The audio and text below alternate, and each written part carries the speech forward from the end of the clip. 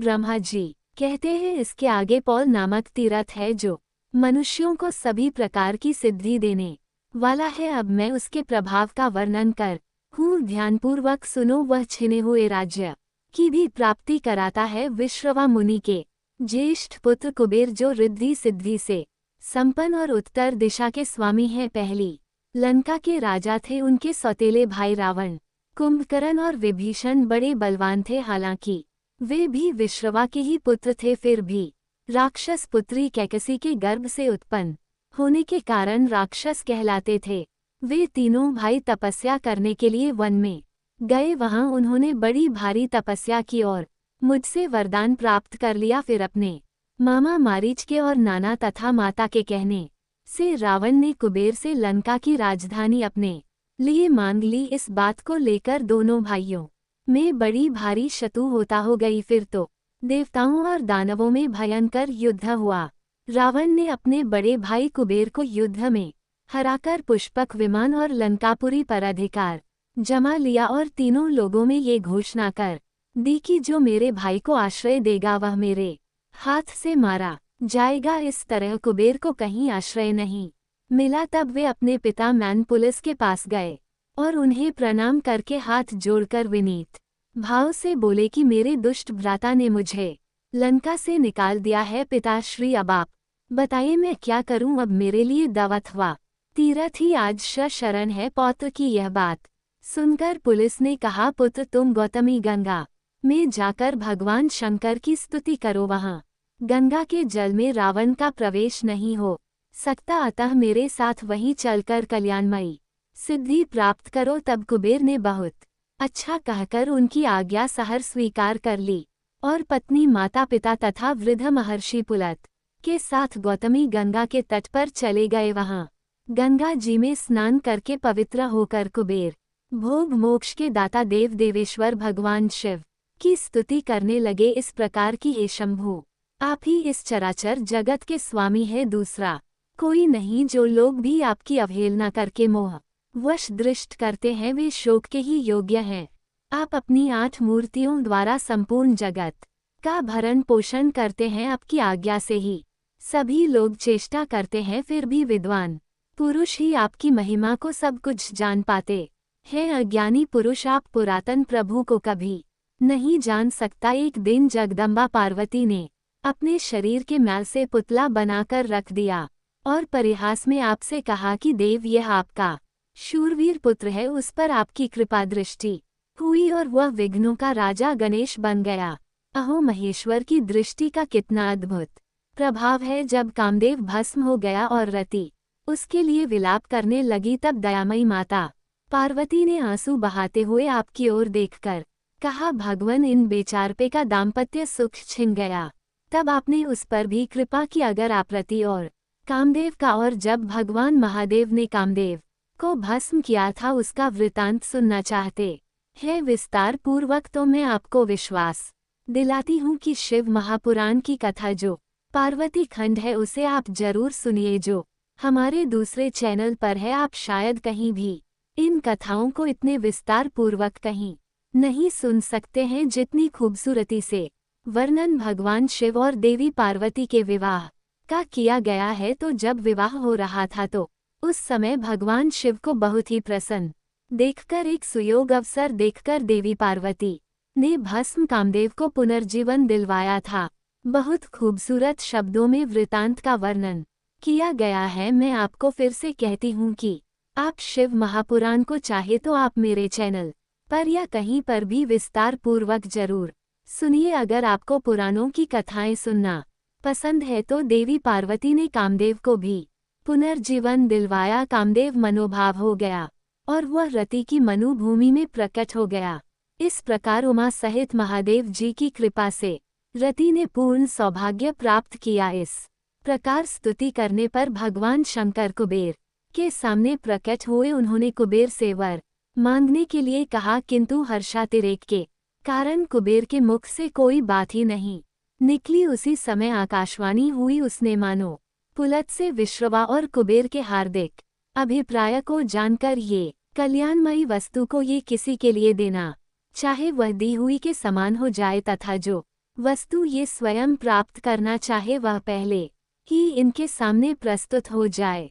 ये भगवान शंकर की आराधना करके इस बात की अभिलाषा रखते हैं कि हमारे शत्रु परास्त हो, दुख दूर हो जाए, दिग्पाल का पद प्राप्त हो, धन का प्रभुत्व मिले, अपरिमित दान शक्ति हो, साथ ही स्त्री और पुत्र का सुख भी बना रहे। कुबेर ने वह आकाशवाणी सुनकर त्रिशूलधारी भगवान शंकर से कहा, देव ऐसा ही हो। तब तथास्तु कहकर शिव ने उस देवी वाणी का अनुमोदन किया। इस प्रकार पुलत से विश्रवा और कुबेर का वरदान से अभिनंदन करके भगवान शिव अंतर्ध्यान हो गए। तब से उस तीर्थ के 3 नाम पड़े, पौल तीर्थ, धनदीप स तीर्थ, वह समस्त कामनाओं को देने वाला शुभ तीर्थ है। वह स्नान आदि जो कुछ भी पुण्य कर्म किया जाता है वह अधिक पुण्य दायक होता है। पौल तीर्थ के बाद अग्नि तीर्थ है, वह सब यज्ञों का फल देने वाला और समस्त विघ्नों को शांत करने वाला है। अब उस तीर्थ का फल भी सुनो। अग्नि के भाई जात वेदा है, जो देवताओं के पास हविष्य पहुँचाया करते हैं। एक दिन की बात है, गोदावरी के तट पर ऋषियों के यज्ञ मंडप में यज्ञ हो रहा था। अग्नि के प्रिय भाई जात वेदा देवताओं के हविष्य का वहन कर रहे थे।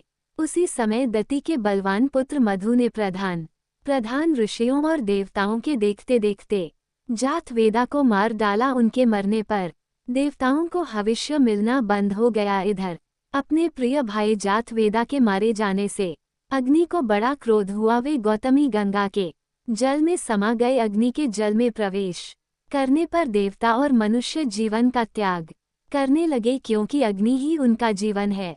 अग्नि देव अब जहाँ जल में प्रविष्ट हुए थे, उस स्थान पर संपूर्ण देवता, ऋषि और पितर आए और यह सोचकर कि बिना अग्नि के हम जीवित नहीं रह सकते, उनकी स्तुति करने लगे। इतने में ही जल के भीतर उन्हें अग्नि का दर्शन हुआ। उन्हें देखकर देवता गण बोले, हे अग्नि, आप भविष्य के द्वारा देवताओं को श्राद्ध से पितरों को तथा अन्न को पचाने और बीज को गलाने आदि के द्वारा मनुष्य को जीवित कीजिए। अग्नि ने उत्तर दिया, मेरा छोटा भाई जो इस कार्य में समर्थ था चला गया। आप लोगों का काम करने में जात वेदा की जो गति हुई है वो मेरी भी हो सकती है, अतः मुझे आप लोगों के कार्य साधन में कोई उत्साह नहीं है। तब देवताओं और ऋषियों ने सभी प्रकार से अग्नि की प्रार्थना करते हुए कहा, हे हव्य वाहन, हम लोग आपको आयु कर्म करने में उत्साह और सर्वत्र व्यापक होने की शक्ति प्रदान करते हैं। साथ ही प्रया और अनुया भी देंगे। देवताओं के आप ही श्रेष्ठ मुख होंगे, पहले आहुतियां आपको ही मिलेंगी। आप जो भी द्रव्य हमें देंगे वही हम भोजन करेंगे। इस आश्वासन से अग्निदेव प्रसन्न हो गए। उन्हें इस लोक और परलोक में व्यापक रहने की शक्ति प्राप्त हुई और वे सर्वत्र निर्भय हो गए। जात वेदा, बृहद धानु, सप्ताचनील, लोहित, जल गर्भ, शम गर्भ और यज्ञ गर्भ, इन नामों से उन्हीं का बोध होने लगा। देवताओं ने अग्नि को जल से निकाला और जात वेदा तथा अग्नि दोनों के पद पर उनका अभिषेक किया। कार्य सिद्ध होने पर देवता भी अपने अपने स्थान को चले गए। तभी से वह स्थान वहर तीर्थ कहलाता है। वहाँ 700 उत्तम तीर्थों का निवास है। जो तात्मा पुरुष उन तीर्थों में स्नान और दान करता है, उसे अश्वमेध यज्ञ का पूरा फल प्राप्त हो जाता है। वहीं देव तीर्थ, अग्नि तीर्थ और जात वेदस तीर्थ भी है। अग्नि द्वारा स्थापित अनेक वर्णों के शिवलिंग का भी वहाँ दर्शन होता है। उसके दर्शन से सभी यज्ञों का फल प्राप्त होता है। उसके बाद ऋण मोचन नामक तीर्थ है, जिसके महत्व को वेता पुरुष भली भांति जानते हैं। नारद, मैं उसके स्वरूप को बतलाता हूँ, मन लगाकर सुनो। कक्षीवान का ज्येष्ठ पुत्र पथु शर्वा था। वह वैराग्य के कारण ना तो विवाह करता था और ना अग्नि हो पूगी। कक्षीवान का कनिष्ठ पुत्र भी विवाह के योग्य हो गया था, तो भी उसने परिवृत होने के भय से विवाह और अग्निहोत्र नहीं किए। पिवती का अर्थ है बड़े भाई की अविवाहित अवस्था में विवाह कर लेने वाला छोटा भाई परिवृत कहलाता है। इसे शास्त्रों में दोष माना गया है, तो इस प्रकार छोटे पुत्र ने परिवृत होने के भय से विवाह नहीं किया। अब जब पितरों ने कक्षीवान के दोनों पुत्रों से पृथक कहा, पुत्रों, तुम देवऋण पितृ ऋण ऋषि ऋण से मुक्त होने के लिए विवाह करो। ज्येष्ठ पुत्र ने कहा, नहीं, कैसा ऋण और कौन उससे मुक्त होता है। तब छोटे पुत्र ने उत्तर दिया बड़े भाई के अविवाहित रहते मेरा विवाह करना तो उचित नहीं है, अन्यथा पिवती होने का भय है। तब पितरों ने उन दोनों से कहा कि तुम लोग गौतमी गंगा में जाकर स्नान करो। गौतमी का स्नान सभी मनोरथ को सिद्ध करने वाला है। गौतमी गंगा तीनों लोकों को पवित्र करने वाली है। उनके जल में श्रद्धापूर्वक स्नान और तर्पण करो। गौतमी का दर्शन, वंदन और ध्यान करने से समस्त कामनाएं पूर्ण होती हैं। वहां स्नान करने के लिए कोई देश, काल और जाति आदि का भी नियम नहीं है। गौतमी में स्नान करने से बड़े भाई पर कोई ऋण नहीं रहता और छोटा भाई परिवृत भी नहीं होता। पितरों के आदेश से कक्षीवान का ज्येष्ठ पुत्र पृथुस्रवा गौतमी में स्नान और तर्पण करके तीनों ऋणों से मुक्त हो गया। तब से वह तीर्थ ऋण मोचन कहलाता है। वह स्नान और दान करने से ऋणवा मनुष्य श्रोत, स्मार्थ तथा अन्य ऋणों से भी मुक्त होकर सुखी हो जाता है। इसके बाद अन्य तीर्थों का वर्णन आप आने वाले अध्याय में सुनेंगे। अब सुनिए कल से आगे की पौराणिक कथा। भीष्म जी ने पूछा, मुने मार्कंडेय जी ने भीष्म तीर्थ में भगवान श्री कृष्ण को किस प्रकार उपदेश दिया और किस समय और कैसे उनका उनके साथ समागम हुआ। मार्कंडेय किसके पुत्र है, वे कैसे महान तपस्वी हुए और इस नाम का रहस्य क्या है। महामने इन सब बातों का यथार्थ रूप से वर्णन कीजिए। तब पुलिस जी कहने लगे कि राजन, मैं तुम्हें मार्कंडेय जी के जन्म की उत्तम कथा सुनाता हूँ। प्राचीन कल्प की बात है। मृकुला से विख्यात एक मुनि थे जो महर्षि भृगु के पुत्र थे। वे महाभाग्य रहकर तपस्या किया करते थे। वन में रहते समय ही उनके एक पुत्र हुआ। धीरे धीरे उसकी अवस्था 5 वर्ष की हुई। वह बालक होने पर भी गुणों में बहुत बढ़ा चढ़ा हुआ था। एक दिन जब वह बालक आंगन में घूम रहा था, किसी सिद्ध ज्ञानी ने उसकी ओर देखा और बहुत देर तक रुककर उसके जीवन के विषय में विचार किया। बालक के पिता ने पूछा, महाराज, मेरे पुत्र की कितनी आयु है। तब वह सिद्ध बोला, मुनीश्वर, विधाता ने तुम्हारे पुत्र की जो आयु निश्चित की है उसमें अब केवल 6 महीने और रह गए हैं। मैंने ये बिल्कुल सच्ची बात बताई है, इसके लिए आपको शोक नहीं करना चाहिए। भीष्म उस सिद्ध ज्ञानी की बात सुनकर बालक के पिता ने उसका उपनयन संस्कार कर दिया और कहा कि बेटा, तुम जिस जिस मुनि को देखो प्रणाम करो। पिता के ऐसा कहने पर वह बालक बहुत ही प्रसन्न होकर सबको प्रणाम करने लगा। धीरे धीरे 5 महीने 25 दिन और बीत गए। इसके बाद निर्मल स्वभाव वाले सप्त ऋषि गण उस मार्ग से पधारे। बालक ने उन्हें देखकर उन सब को प्रणाम किया। सप्त ऋषियों ने उस बालक को आयुष्मान भव सौम्य ऐसा कहकर दीर्घायु होने का आशीर्वाद दे दिया। इतना कहने के बाद जब उन्होंने उसकी आयु पर विचार किया तब 5 ही दिन की आयु शेष जानकर उन्हें बड़ा भय हुआ।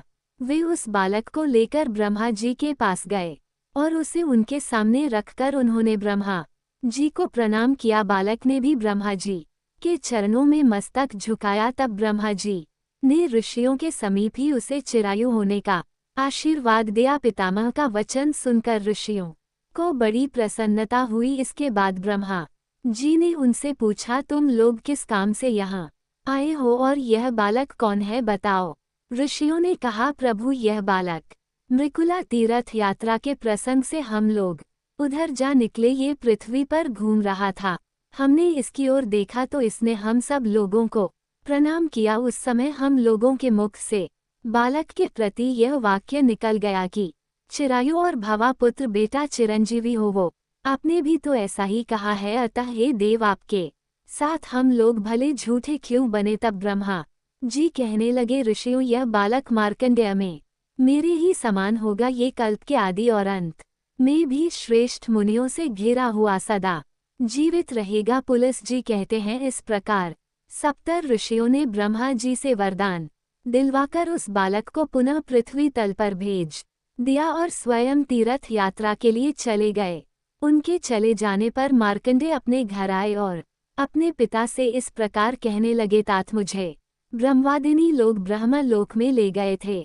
वहां ब्रह्मा जी ने मुझे दीर्घायु बना दिया है। इसके बाद ऋषियों ने बहुत से वरदान देकर मुझे यहाँ भेज दिया। अतः आपके लिए जो चिंता का कारण था वह अब दूर हो गया। मैं लोककर्ता ब्रह्मा जी की कृपा से कल्प के आदि और अंत में और आगे आने वाले कल्प में भी जीवित रहूंगा इस पृथ्वी पर। पुष्कर तीर्थ ब्रह्मलोक के समान है पिताजी, इसलिए अब मैं वहां जाऊंगा। मार्कंडेय जी के वचन सुनकर मुनि श्रेष्ठ मृग को बड़ी प्रसन्नता हुई। वे एक क्षण चुपचाप आनंद की सांस लेते रहे। उनके पुत्र को दीर्घायु होने का आशीर्वाद जो मिल गया था, इसके बाद मन के द्वारा धैर्य धारण करके इस प्रकार बोले, बेटा आज मेरा जन्म सफल हो गया और आज ही मेरा जीवन भी धन्य हुआ है, क्योंकि तुम्हें संपूर्ण जगत की सृष्टि करने वाले भगवान ब्रह्मा जी का दर्शन प्राप्त हुआ। तुम जैसे वंश दर पुत्र को पाकर वास्तव में मैं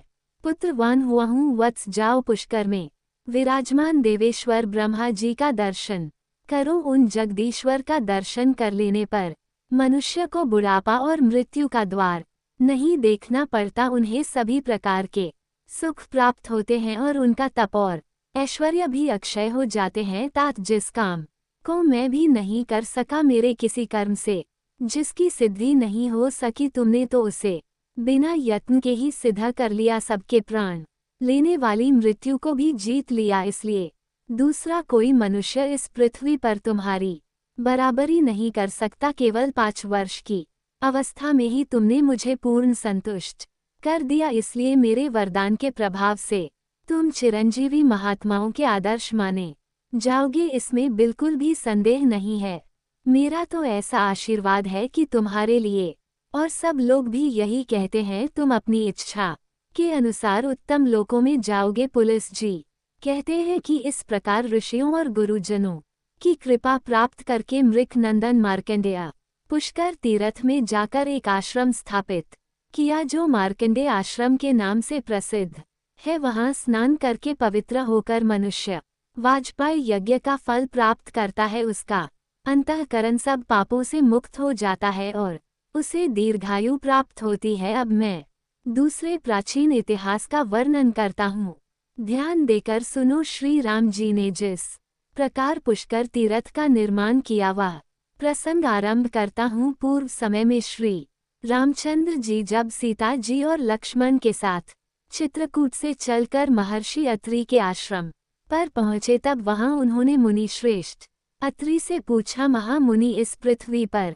कौन कौन से पूर्णिमा तीर्थ अथवा कौन सा ऐसा क्षेत्र है जहाँ जाकर मनुष्य को अपने बंधुओं के वियोग का दुख नहीं उठाना पड़ता।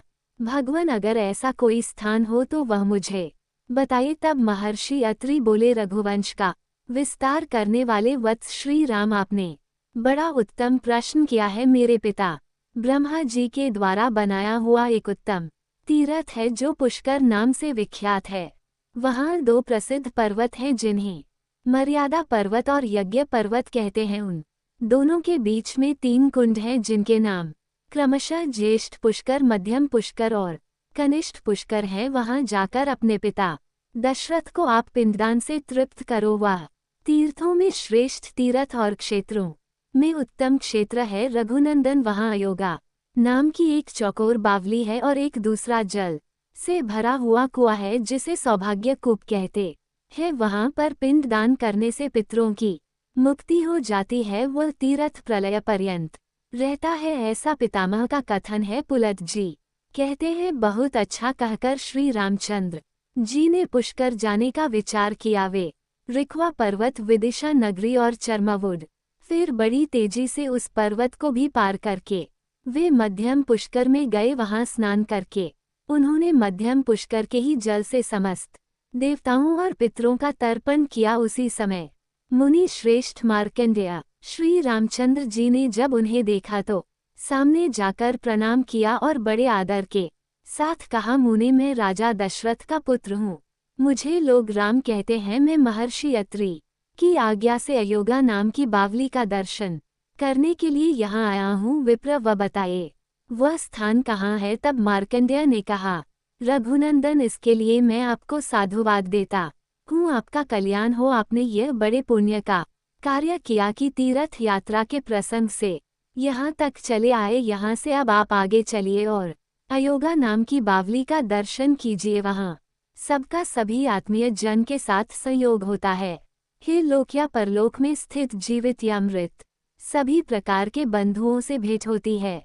मुनीश्वर मार्कंडेय वचन सुनकर श्री रामचंद्र जी ने महाराज दशरथ, भरत, शत्रुघ्न, माताओं और अन्य पूर्वा सज्जनों का स्मरण किया। इस प्रकार सबका स्मरण करते चिंतन करते करते उन्हें संध्या हो गई। तब श्री रघुनाथ जी ने मुनियों के साथ सायंकाल का संधिपासन किया। इसके बाद रात में भाई और पत्नी के साथ वहीं शयन किया। जब रात्रि का अंतिम पहर बीतने लगा तब श्री रघुनाथ जी ने स्वप्न में देखा कि वे पिताजी और अन्य संबंधियों के साथ अयोध्या में विराजमान है। वैवाहिक मंगल कार्य समाप्त करके वे बहुत से बंधु बांधव के साथ ऋषियों से घिरे बैठे हैं। साथ में पत्नी सीता भी उपस्थित है। लक्ष्मण और सीता जी ने भी इसी रूप में श्री रघुनाथ जी को देखा। सवेरा होने पर उन्होंने मुनियों से सारी बातें निवेदन की, जिन्हें सुनकर ऋषियों ने कहा, रघुनंदन, ये स्वप्न सत्य है, परंतु मृत पुरुषों का जब स्वप्न में दर्शन हो तो उसके लिए श्राद्ध करना आवश्यक माना गया है। संतान के अभ्युदय की कामना रखने वाले और अन्य चाहने वाले पितर ही भक्त संतान को स्वप्न में दर्शन देते हैं। आपका पिता से वियोग तो था ही, माता और भरत के साथ भी 14 वर्षों तक वियोग रहेगा। वीर, अब आप राजा दशरथ का श्राद्ध कीजिए कि सभी ऋषि महर्षि आपके भक्त हैं और आपके शुभ कार्य में सहयोग देने के लिए प्रस्तुत हैं। मैं अर्थात मार्कंडेय, जमदग्नि, भरद्वाज, लोमश, देवरा और शमी की 6 श्रेष्ठ द्विज श्राद्ध में उपस्थित रहेंगे। महाबाहो, आप केवल सामान जुटाई। जिमा, खली, बेर और आंवले, इनके साथ पके हुए बेल और तरह तरह के मूल होने चाहिए। इन सब वस्तुओं से और श्राद्ध संबंधी दान द्वारा आप ब्राह्मणों को तृप्त कीजिए। सुव्रत पुष्कर के वन में आकर जो नियम पूर्वक रहता और नियमित आहार करके श्राद्ध आदि के द्वारा पितरों को तृप्त करता है, उसे अश्वमेध यज्ञ का फल प्राप्त होता है। श्री राम, आप श्राद्ध की सामग्री एकत्रित कराए। हम लोग स्नान करने के लिए ज्येष्ठ पुष्कर में जा रहे हैं श्री रघुनाथ जी से। ऐसा कहकर वे सभी ऋषि चले गए। तब श्री रामचंद्र जी ने लक्ष्मण से कहा, सुमित्रा नंदन, अच्छे अच्छे संतरे, कटहल, पारद, मीठे बेर, शालक, कसेरू, पीली काबरा, अच्छे अच्छे कैर, शक्कर जैसे सिंघाड़े, पके कैथ और जो भी सामयिक फल हो उन्हें श्राद्ध के लिए शीघ्र ही ले आओ। श्री रामचंद्र जी की आज्ञा पाकर लक्ष्मण ने सारा सामान एकत्रित कर दिया। जानकी जी ने भोजन बनाया और तैयार हो जाने पर श्री रामचंद्र जी को बता दिया। श्री राम भी अयोगा नाम की बावली में स्नान करके मुनियों के आने की प्रतीक्षा करने लगे। दोपहर के बाद जब सूर्य ढलने लगे और कुतब नाम की बेला उपस्थित हुई, उस समय श्री रामचंद्र जी के द्वारा निमंत्रित सभी ऋषि वहां आ पहुंचे। मुनियों को आया देख विदेह कुमारी सीताज वहां से दूर हट गई और झाड़ियों की आड़ में छुपकर बैठ गई। श्री रामचंद्र जी ने स्मृतियों में बताई हुई विधि के अनुसार ब्राह्मणों को भोजन कराया और मनुष्यों के श्राद्ध के लिए जो वैदिक क्रिया बताई गई है वो सब संपन्न की। फिर वैश्वदेव करके पुराणोक्ता विधि का भी पालन किया। ब्राह्मणों के भोजन कर चुकने पर क्रमशः पिंड देने के बाद ब्राह्मणों को विदा किया। उनके चले जाने पर श्री रामचंद्र जी ने अपनी प्रिया सीता जी से कहा, प्रिया, यहाँ आए हुए मुनियों को देखकर तुम छिप क्यों गई? इसका कारण मुझे जल्दी बताओ। तब सीता जी बोली, नाथ, मैंने जो आश्चर्य देखा उसे बताती हूँ, सुनिए। आपके द्वारा नाम उच्चारण करते ही स्वर्गीय महाराज यहाँ आकर उपस्थित हो गए। उनके साथ उन्हीं के समान रूप रेखा वाले 2 पुरुष और आए थे, जो सब प्रकार के आभूषण धारण किए हुए थे। वे तीनों ही ब्राह्मणों के शरीर से सटे हुए थे। रघुनंदन, ब्राह्मणों के अंगों में मुझे पितरों के दर्शन हुए। उन्हें देखकर मैं लज्जा के मारे आपके पास से हट गई, इसलिए आपने अकेले ही ब्राह्मणों को भोजन कराया और विधि पूर्वक श्राद्ध की क्रिया भी संपन्न की। भला मैं स्वर्गीय महाराज के सामने कैसे खड़ी होती, यह आपसे मैंने सच्ची बात बताई है। पुलिस जी कहते हैं, ये सुनकर श्री रघुनाथ जी बड़े प्रसन्न हुए और प्रिय वचन बोलने वाली प्रियतमा सीता जी को बड़े आदर के साथ हृदय से लगा लिया। इसके बाद श्री राम और लक्ष्मण जी दोनों वीरों ने भोजन किया। उनके बाद जानकी जी ने स्वयं भी भोजन किया। इस प्रकार दोनों भाई श्री राम और लक्ष्मण और सीता जी ने वह रात वही बिताई। अगले दिन सूर्योदय होने पर सबने वहां से जाने का निश्चय किया। श्री रामचंद्र जी पश्चिम की ओर चले और एक कोस चलकर जब पुष्कर के पास जा पहुंचे। श्री रघुनाथ जी जैसे ही जाकर पुष्कर के पूर्व में खड़े हुए, तुरंत ही उन्हें देवदूत के कहे हुए ये वचन सुनाई दिए। रघुनंदन, आपका कल्याण हो। ये तीर्थ अत्यंत दुर्लभ है। वीरवर, इस स्थान पर कुछ समय तक निवास कीजिए, क्योंकि आपको देवताओं का कार्य सिद्ध करना, देव शत्रुओं का वध करना है। ये सुनकर श्री राम जी के मन में बड़ी प्रसन्नता हुई। उन्होंने लक्ष्मण से कहा, लक्ष्मण, देवाधिदेव ब्रह्मा जी ने हम लोगों पर अनुग्रह किया है, अतः मैं यहाँ आश्रम बनाकर 1 मास तक रहना और शरीर की शुद्धि करने वाले उत्तम व्रत का आचरण करना चाहता हूँ। तब लक्ष्मण ने बहुत अच्छा कहकर उनकी बात को स्वीकार कर लिया। इसके बाद वहां अपना व्रत पूर्ण करके वे दोनों भाई चले और पुष्कर क्षेत्र की सीमा मर्यादा पर्वत के पास जा पहुँचे। वहां देवताओं के स्वामी पिनाकधारी देव महादेव जी का स्थान था। वे वहां अजग के नाम से प्रसिद्ध थे। श्री रामचंद्र जी ने वहां जाकर त्रिनेत्रधारी भगवान उमानाथ को साष्टांग प्रणाम किया। उनके दर्शन से श्री रघुनाथ जी के श्री विग्रह में रोमांच हो आया और वे सात्विक भाव में स्थित हो गए। उन्होंने देवेश्वर भगवान श्री शिव को ही